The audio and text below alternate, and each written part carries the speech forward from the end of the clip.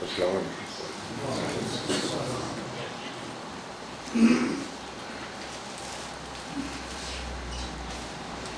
گزشتہ نشست میں کسی صاحب کے سوال کے جواب میں یہ وعدہ کیا تھا کہ سورہ الحدید بات ہم کریں گے.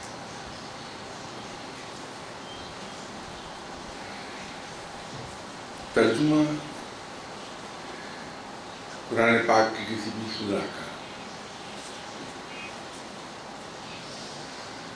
الحمدللہ بکثرت اویلیبل ہے. فتح محمد جالندری صاحب کا ترجمہ پڑھ لیں. مولانا اشرف علی تھانوی صاحب نے قرآن پاک کا ترجمہ لکھا.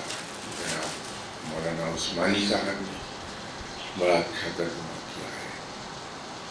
تو وہ تو اویلیبل ہے. جو چیز اویلیبل نہیں ہے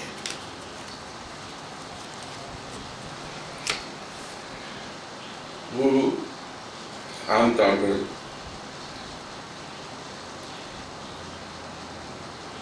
کسی مترجم نے یہ مینشن نہیں کیا کہ کوئی سورہ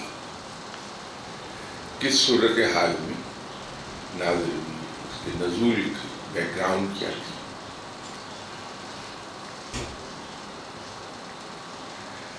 اور قرآن پاک کی کو سمجھنے میں دو طریقے استعمال کیے جا سکتے ہیں. ایک تو سیدھا طریقہ ہے کہ اس کا ترجمہ، اور تاکہ اس کے احکامات ہمیں سمجھ میں آ جائیں اور احکامات کو ہم اپنی ذات پر لاگو کر سکیں، ان کی تعمیل کر سکیں. یہ تو بڑا سادہ اور سامنے کا طریقہ ہے کہ ہم باترجمہ قرآن پاک لے لیں، تفسیر لے لیں، اور جہاں پر ہمارا علم ساتھ نہ دے اور ہمیں وہ احکامات سمجھ میں نہ آئے تو ہم مختلف امامین کی لکھی ہوئی تفاسیر اور مختلف فقیہ حضرات کی لکھی ہوئی فقہ کو اگر ترجمے کے ساتھ مل کے ہم پڑھ لیں تو وہ احکامات بڑے کلیئر ہو جاتے ہیں.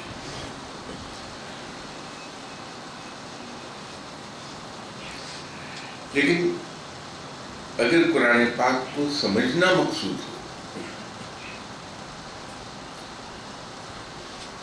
تو پھر ہر سورہ جو نازل کی گئی اس کا موقع اور اس کی بیک گراؤنڈ وہ اگر ہمارے علم میں ہے تو ہمارے لیے بہت آسان ہو جاتا ہے قرآن پاک کو سمجھنا، اور پھر اس کا ترجمہ بھی زیادہ آسانی سے سمجھ میں آنے لگتا ہے. اس کے احکامات آسانی سے سمجھ میں آنے لگتے ہیں.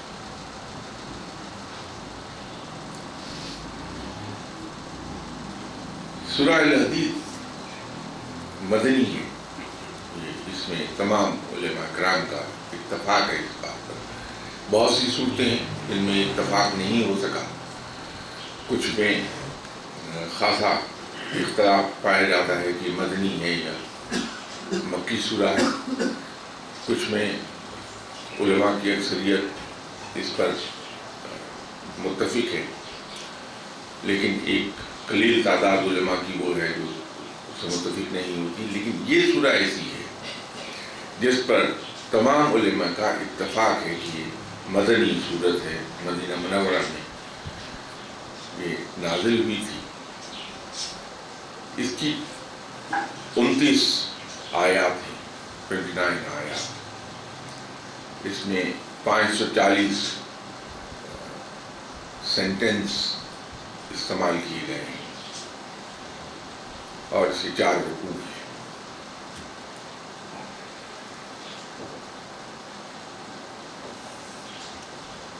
یہ اصل میں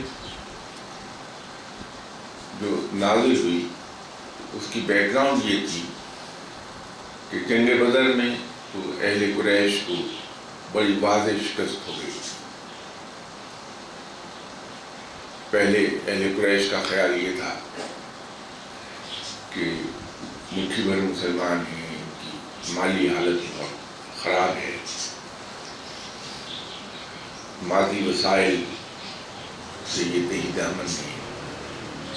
اس کے برعکس ہم مادی لحاظ سے مضبوط ہیں، مالی لحاظ سے خاصے طاقتور ہیں،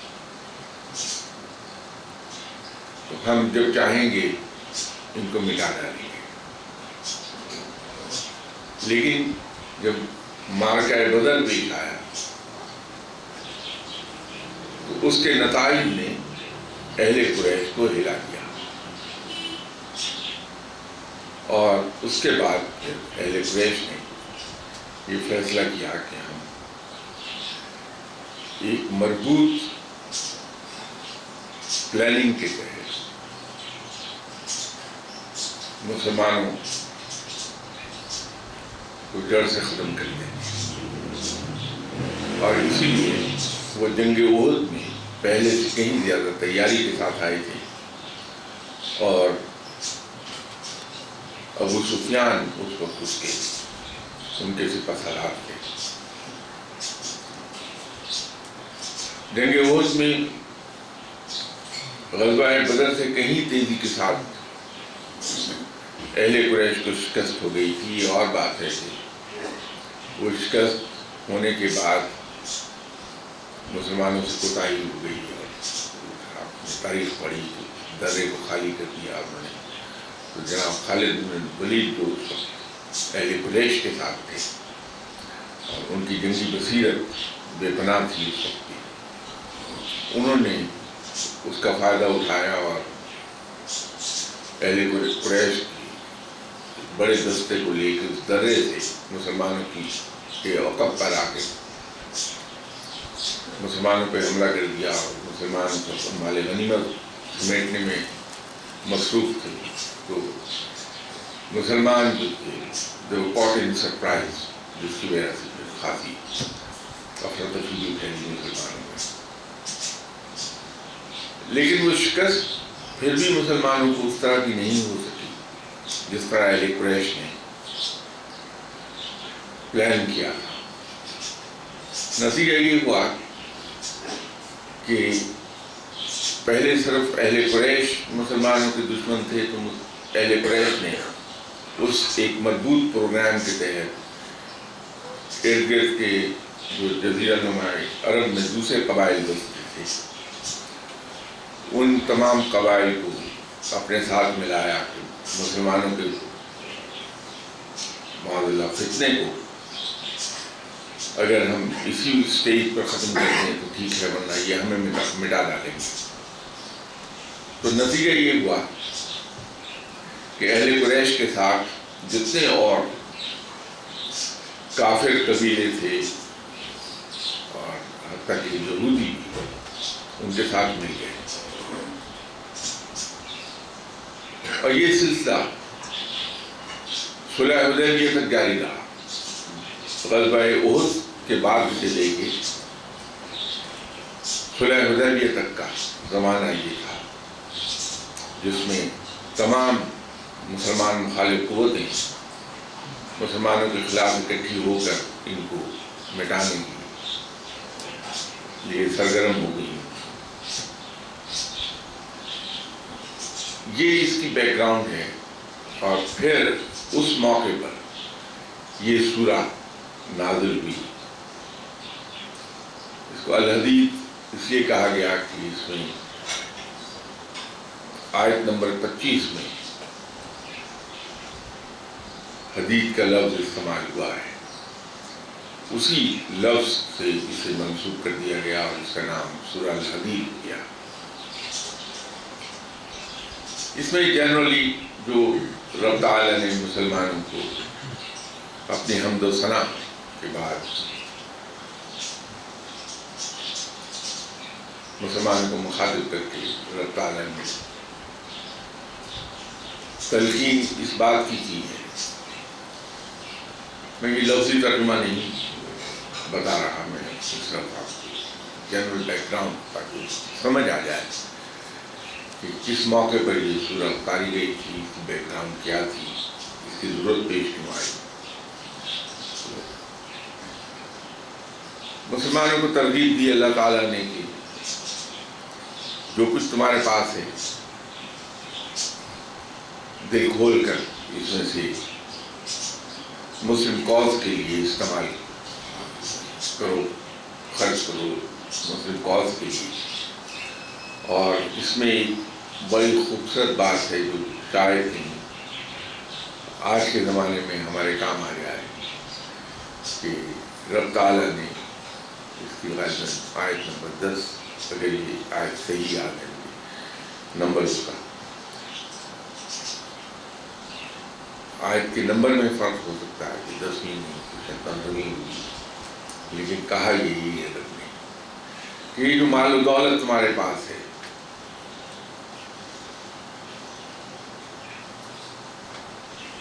یہ سدا تمہارے پاس نہیں رہے گا۔ گزرے ہوئے کل میں کسی اور کے پاس تھا، آج یہ تمہارے پاس ہے، آنے والے کل میں شاید کسی اور کے پاس ہوگا، لیکن اس کا اجر جو ہے جو اللہ کی راہ میں خرچ کرو گے تو وہ کئی گنا کر کے لوٹا دیا جائے گا، اس کا کئی گنا اجر بڑھا کے دے دیا جائے گا۔ اور یہ شاید میرے علم کے حد تک واحد موقع ہے جہاں رب تعالیٰ نے کہا کہ آج جو حالات ہیں ان میں جو اللہ کی راہ میں تم خرچ کرو گے تو اس کا اجر بے پناہ ہے تمہارے لیے۔ کل جو مسلمانوں کی آج حالت ہے یہ وقتی ہے، مسلمان طاقت پکڑ جائیں گے، کل یہ صورتحال نہیں رہے گی۔ کل جب تم اللہ کے دیے ہوئے مال میں سے مسلم کاز کے لیے خرچ کرو گے تو اس کا اجر اتنا نہیں ہوگا جتنا آج ہے۔ یہ بات شاید میرے علم کی حد تک، بار بار ریپیٹ کر رہا ہوں، میرے علم کی حد تک شاید یہ واحد موقع ہے جس پر رب تعالیٰ نے یہ کمپیریزن ڈرا کر دیا کہ اللہ کے دیے ہوئے مال میں سے آج خرچ کرنے کا جو اجر ہے وہ جو حالات آج ہیں وہ کل نہیں رہیں گے مسلمانوں کے۔ یہ ایک طرح کی نوید بھی تھی مسلمانوں کی کہ جو صورتحال آج ہے وہ کل نہیں رہے گی، مسلمان طاقت پکڑ جائیں گے۔ اور پھر جب تم اللہ کے دیے ہوئے مال میں سے مسلم کاز کے لیے خرچ کرو گے تو اجر اتنا نہیں ملے گا جتنا آج مل رہا ہے۔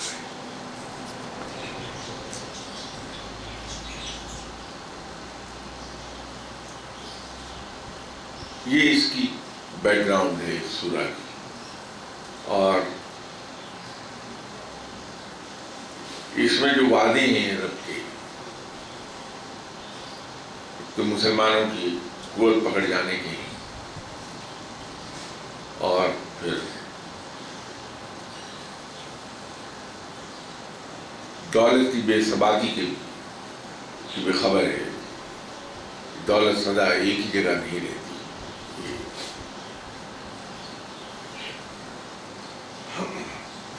it changes hands very quickly۔ یہ ایک اس میں خبر اور ہے مسلمانوں کی۔ اور پھر ایک سبق اس میں ہمارے لیے یہ ہے کہ اس بات کا اجر بہت ہے جہاں ہم برموقع خرچ کرتے ہیں۔ جب ضرورت ہے مسلم کاز کو، اس وقت اگر ہم اللہ کے دیے ہوئے مال میں سے بڑے کھلے دل سے مسلم کاز کو پروموٹ کرنے کے لیے خرچ کر دیتے ہیں تو اس کا اجر بہت ہے۔ اور وقت گزر جانے کے بعد خرچ کیے ہوئے کا وہ اجر نہیں ہے۔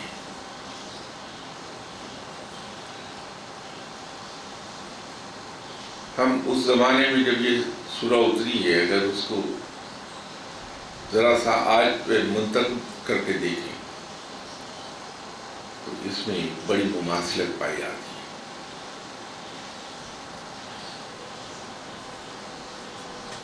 میں نے یہاں کسی موقع پر پہلے بھی عرض کیا تھا کہ اسلام میں قومیت کا کوئی تصور نہیں ہے۔ امہ کا تصور ہے. اسلام کے مطابق مسلمان جسد واحد ہیں. جو امہ ہے، یہاں قومیت نہیں ہے اسلام میں، یہ خود ہم لوگوں نے اس کے اندر اضافہ کیا ہوا ہے. تو اگر مسلمانوں کو آپ امہ کے طور پر لے لیں، مسلم امہ، تو آج صورتحال ایگزیکٹلی وہی بنتی ہے کہ ہمارے پاس قوت نہیں ہے.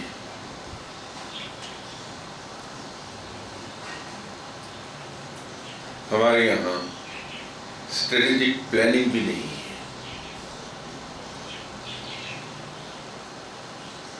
ویژن اگر موجود ہے تو اس ویژن کو ہم استعمال نہیں کرتے. ہم اپنی ناک سے آگے دیکھ ہی نہیں پا رہے.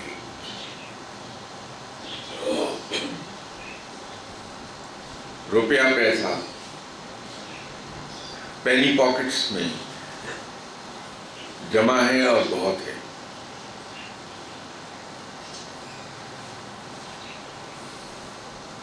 لیکن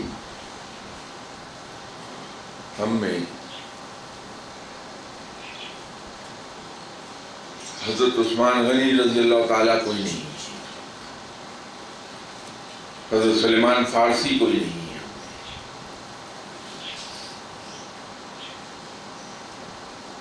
اور آج یہ وقت ہے کہ وہ پاکٹس جہاں پیسے کی کنسنٹریشن ہے، دولت کی کنسنٹریشن ہے مسلمانوں میں،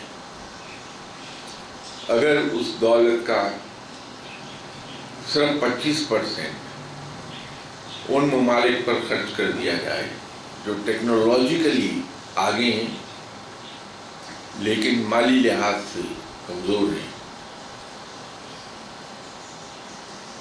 اور ان ممالک کو مالی لحاظ سے سپورٹ کر کے ملیٹریلی اسٹرانگ کر دیا جائے، اور وہ ممالک جن پہ خرچ کیا جائے گا اور جو ٹیکنالوجیکلی ایڈوانسڈ ہیں، وہ اگر فائٹنگ آرم بن جائے مسلم امہ کا، تو صورتحال بدل جائے گی. ایک بہت بڑی تبدیلی واقع ہو جائے گی.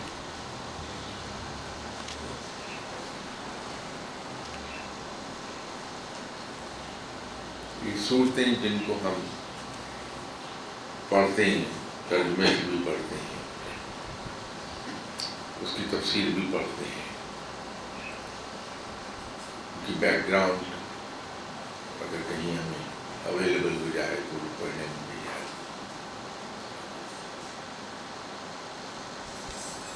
اس کو ہم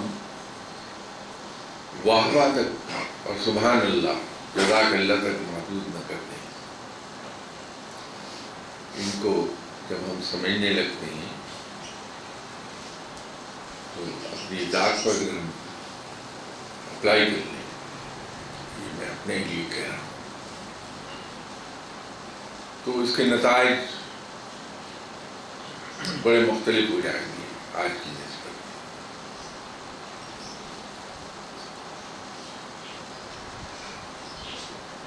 یہی کسی نشست میں نے ایک عرض کیا تھا کہ معلومات اور علم میں صرف ایک فرق ہے.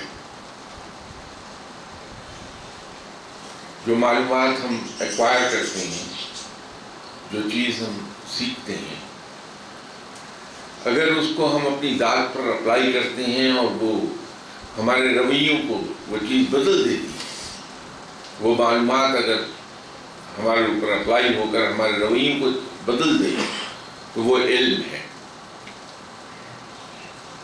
اور اگر وہ ہمارے رویوں کو بدل نہ سکے تو وہ صرف معلومات ہے. تو معلومات تک محدود نہیں رہنی چاہیے یہ چیزیں. ہم ان معلومات کو علم میں کنورٹ کر دیں، اپنی ذات پر اپلائی کر کے، اور اس اپلیکیشن آف نالج کے نتیجے میں جو ہمارے بیہیویئرس چینج ہوں گے، ایٹیٹیوڈس ٹورڈز لائف چینج ہوں گے، وہ بہتر نتیجہ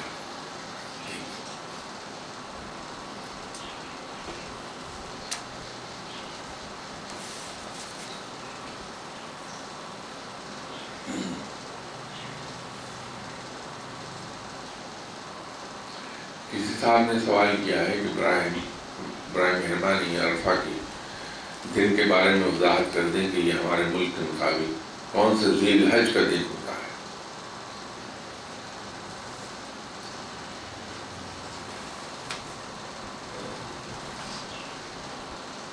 اصل میں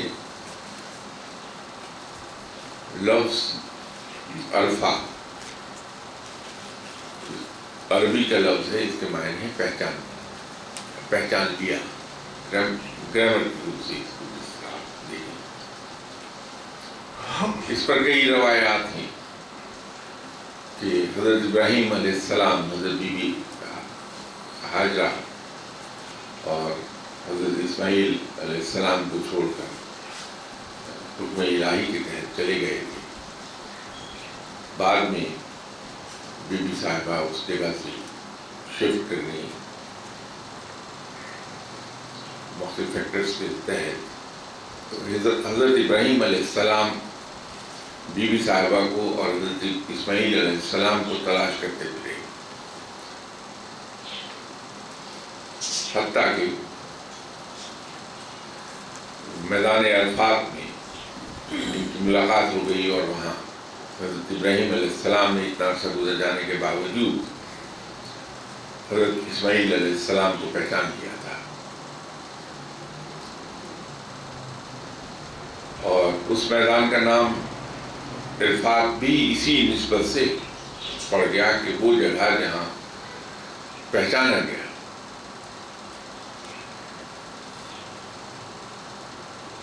ہم اسی سنت کے اتباع میں ہم میدان عرفات میں جاتے ہیں، اور یہ عرفہ کا دن بھی اسی نسبت سے کہلاتا ہے۔ وہ دن جو ہم میدان عرفات میں صرف کریں گے وہ عرفہ کا دن کہلاتا ہے، اور اس پر اتفاق ہے کہ یہ 9 اور 10 ذی الحج کی درمیانی شام، کیونکہ اسلام میں تبدیل ہو جاتا وقت، مغرب کے وقت تاریخ تبدیل ہو جاتی ہے، لیکن روحانیت میں کہا یہ جاتا ہے کہ عصر اور مغرب کے درمیان دن تبدیل ہو جاتا ہے۔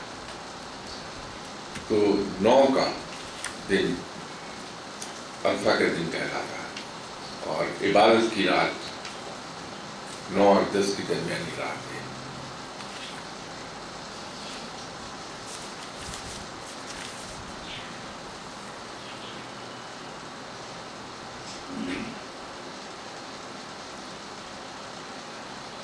سوال جو سورہ الحدید کے بارے میں،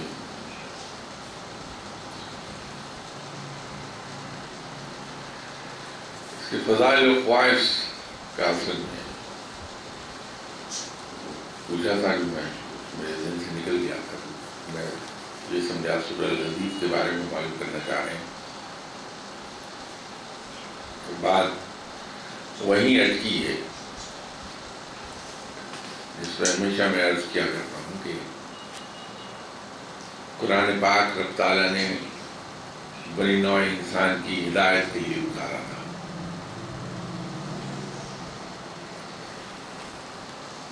مسلمان مومنوں کی ہدایت کے لیے، اس میں ان کے لیے ہدایت ہے، اور جو سبق قرآن پاک ہمیں نٹشل میں سکھاتا ہے، نٹشل کی بات جس ایک جملے میں بیان کریں تو یہ ہے کہ ہم میٹیریل گینز پر نظر نہ رکھیں،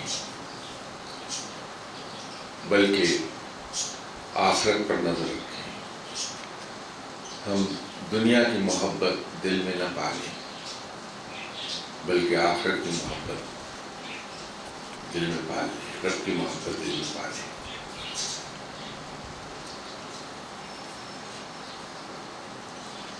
جس چیز کو قرآن دل سے نکال دینے کو کہتا ہے، جس کی محبت کو،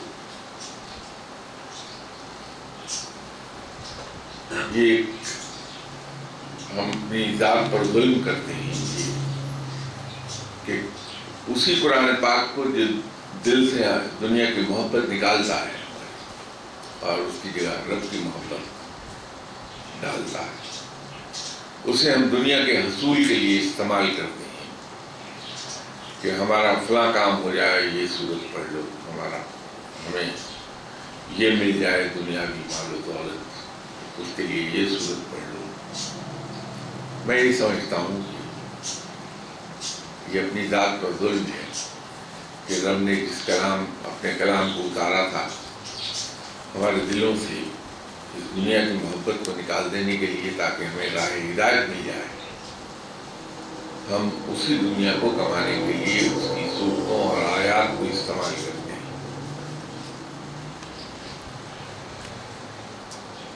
مجھے تو اس میں اعتراض نہیں، میں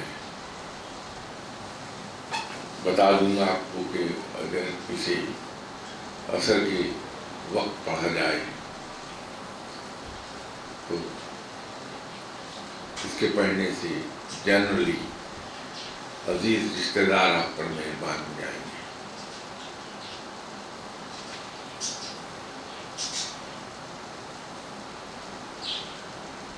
اگر اسے ہم سونے سے پہلے پڑھیں گے تو ہماری طبیعت میں وہ سختی آ جائے گی جو ایک مومن میں میدان جنگ میں ہوتی ہے۔ کہ مومن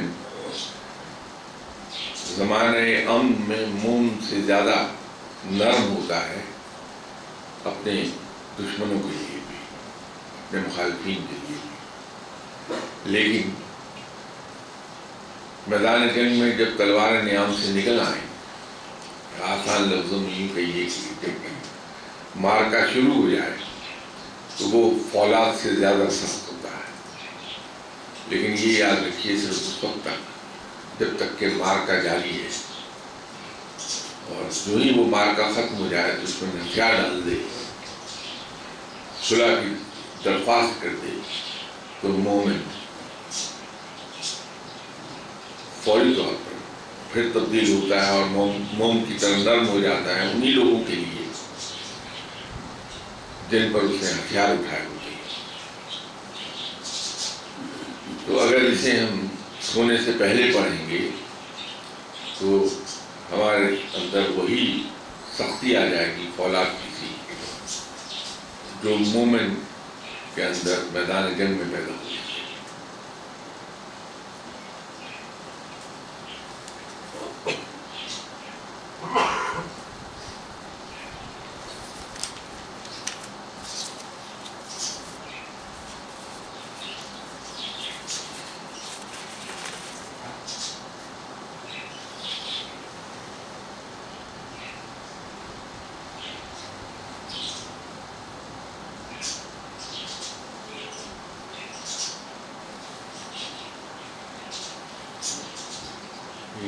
غیر ملک سے بھی صاحب نے سوال پوچھا ہوا ہے کہ could you please describe the fadail of Surah Muzammil? Am I correct in thinking that the surah always remains in one's memory even if it is not recited for a long time?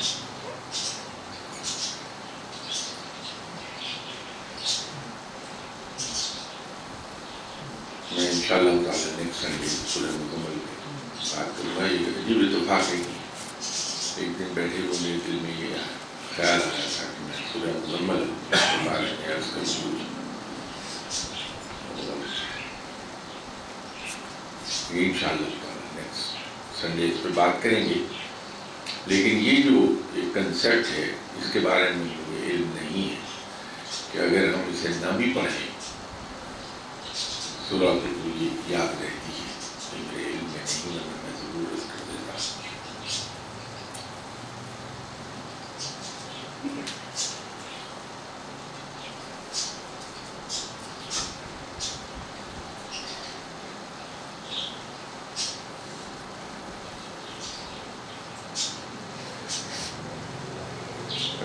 کسی نے سوال سورہ حشر کی آخری 3 آیات کے بارے میں کیا ہے۔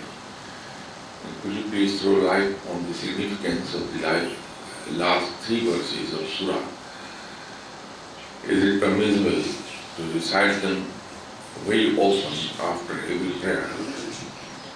What will be the impact on the recital?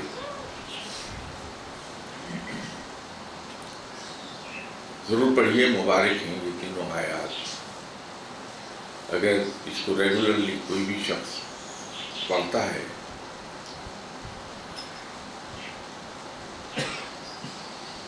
تو اس کے دل میں رقت پیدا ہوتی ہے، رقیق ہوتا ہے اس کا دل. اور وہ لوگ جن کا دل رقیق ہو وہ صاحب محبت ہوتے ہیں، ان میں محبت کا زور ہوتا ہے، اور ان میں آپ صلی اللہ علیہ وسلم سے محبت کا جذبہ زیادہ پیدا ہوگا. تو شاید وہ دھوکہ اس بات پر کھا رہے ہیں کہ اس کے ترجمے پر تینوں آیات کے ترجمے کی وجہ سے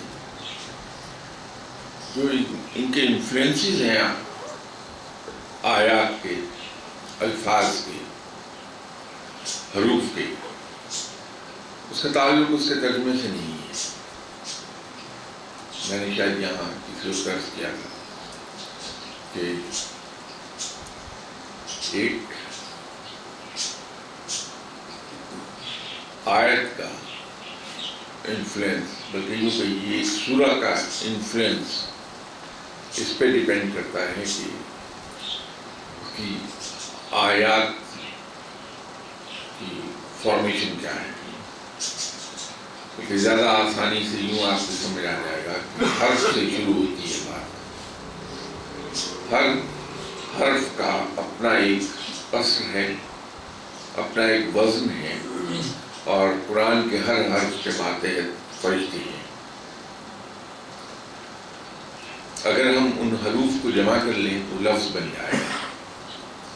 تو اس لفظ کا انفلوئنس اور اس کا ویٹ، اس پر اس کا دار و مدار ہے کہ اس میں کون سے حروف استعمال کیے گئے ہیں.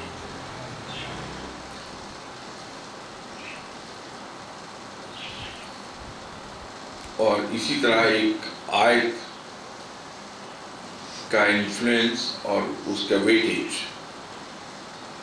اس کا انحصار اس پر ہے کہ اس کے اندر کون کون سے الفاظ استعمال ہوئے ہیں.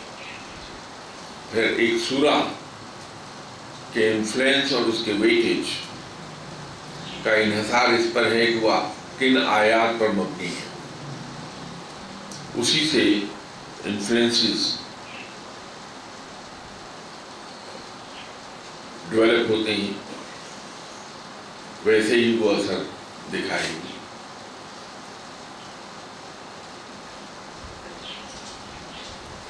ایک زمانے میں جہاں میں نے اس کو دوہرا کے میں اپنی شامت کو آواز دوں گا کہ اتنا میل شروع ہو جائے گی کہ اس کی وقت اور تعداد بتائیے کیسے پڑھا جائے گا. یہ میں نے یہ عرض کیا تھا کہ الف لام میم، اب یہ 3 حروف ہیں جو ایک ہی جگہ اکٹھے استعمال ہو گئے ہیں. اگر الف لام میم کو پڑھا جائے تو انسان ولایت کے تیسرے درجے پر فائز ہو جاتا ہے.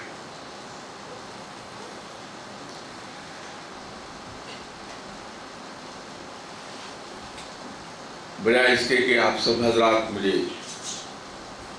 خطوط اور میل بھیجنا شروع کر دیں کہ اس کو بتاؤ، تو میں یہ عرض کر دوں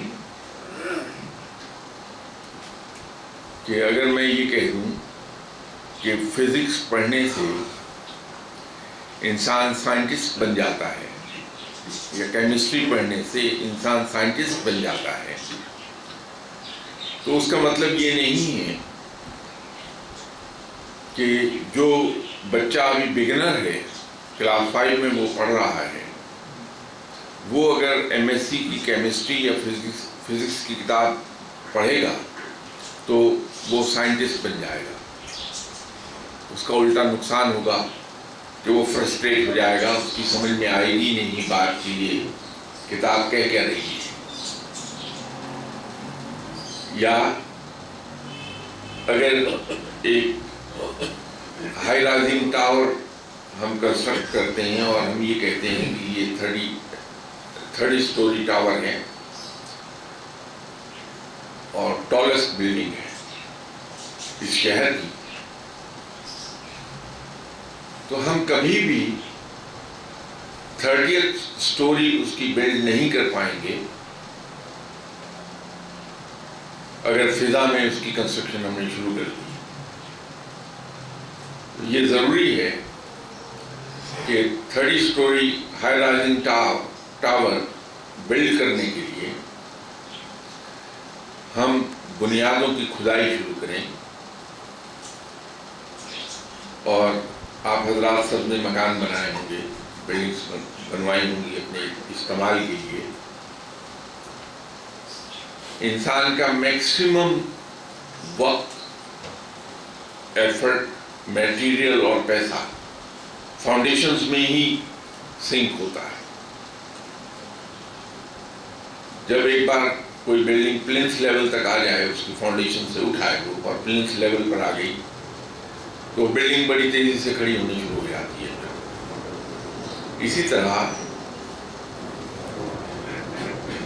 عبادات کے سلسلے میں یا ذکر اذکار اوراد کے سلسلے میں، وظائف کے سلسلے میں، اگر انسان کی روح کی فاؤنڈیشنز بلڈ نہیں ہوئی ہیں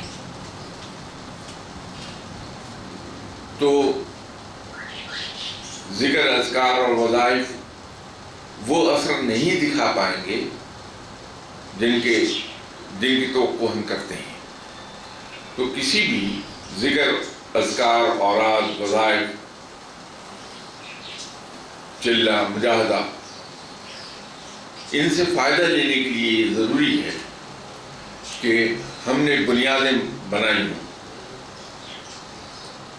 ایک صاحب بڑی شدت سے مجھ سے نہ صرف ناراض ہوئے بلکہ خط کے ذریعے مجھ پر بہت ہی گرجے برسے،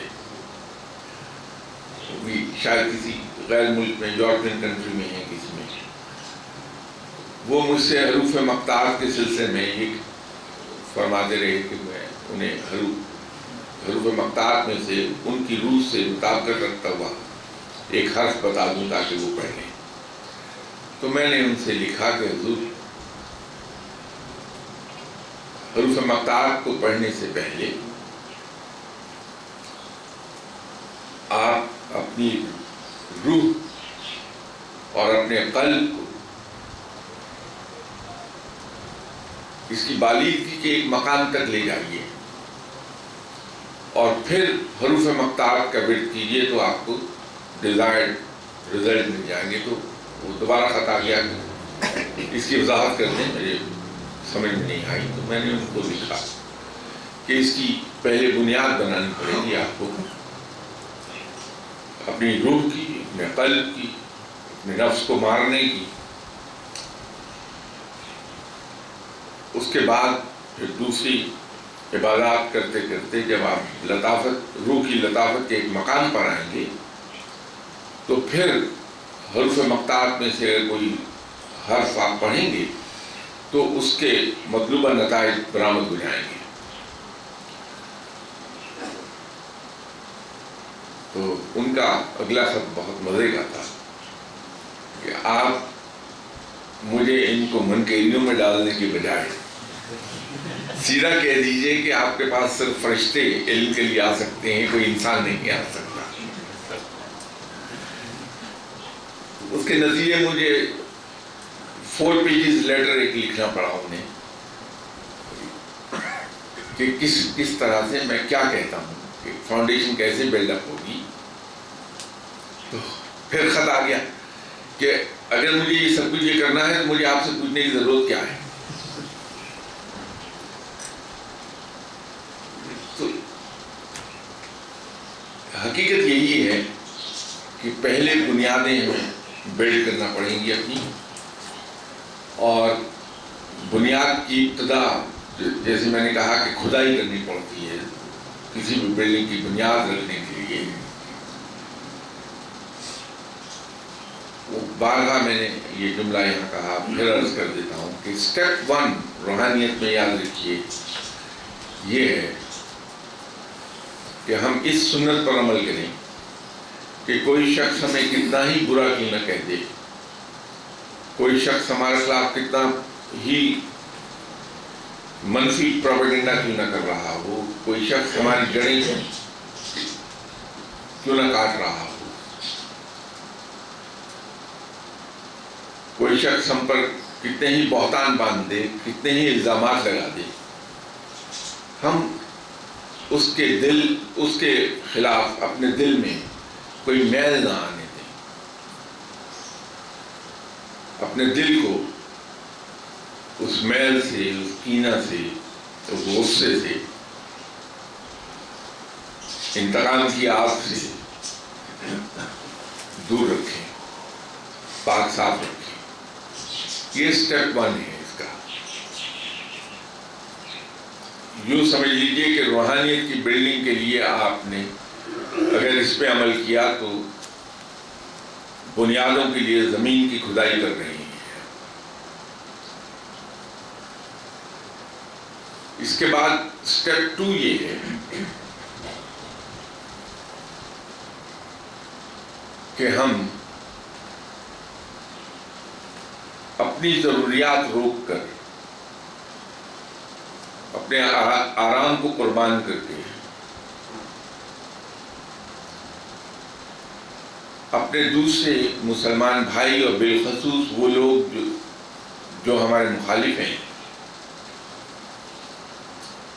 ان کے کام آ جائیں، ان کی خدمت کر لیں، لیکن 2 کڑی شرائط کے ساتھ کہ رازداری اس درجے کی ہو کہ خود ہماری ذات کو یہ پتہ نہ چلے کہ ہم نے کسی کی خدمت کر دی ہے، اپنی ذات سے بھی چھپا لیں اس بات کو۔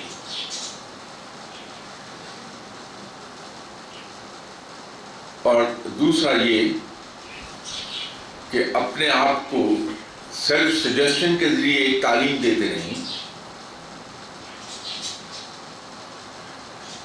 کہ جو کچھ میں اس کی خدمت کر رہا ہوں، بقول دادا گنج بخش رحمۃ اللہ علیہ صاحب سے، یہ شخص مجھ سے اپنی خدمت کروا کر مجھ پر احسان کر رہا ہے۔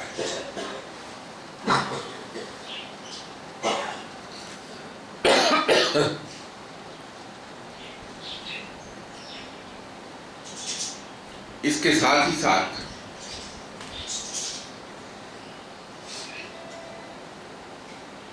ہم قسم کھا لیں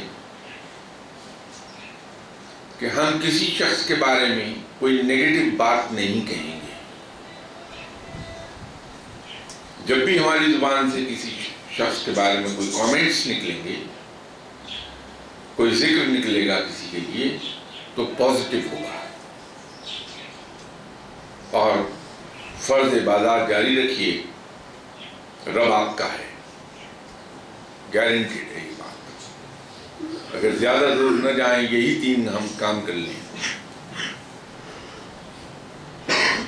تو رب دوست ہے ہمارا۔ صرف ان 3 باتوں پہ عمل کر لیں اور فرض عبادات کرتے چلے جائیں۔ یہ ہماری غلط فہمی ہے کہ وظائف، ذکر، اذکار ہمیں رب تک لے جاتے ہیں۔ بالکل نہیں، وہ تو اللہ کا شکر ادا کرنے کا ایک طریقہ ہے، وہ تو رب کو یاد کرنے کا ایک طریقہ ہے۔ یہ اور بات ہے کہ جب ہم رب کو یاد کرتے ہیں تو جواباً وہ ہمیں یاد کرتا ہے، ہم اس کو پکارتے ہیں تو وہ ہم کو پکارنے لگتا ہے۔ لیکن رب کی دوستی کمانے کے لیے ذکر، اذکار، اوراد، چلے، مجاہدے، وظائف یہ کام نہیں آتے۔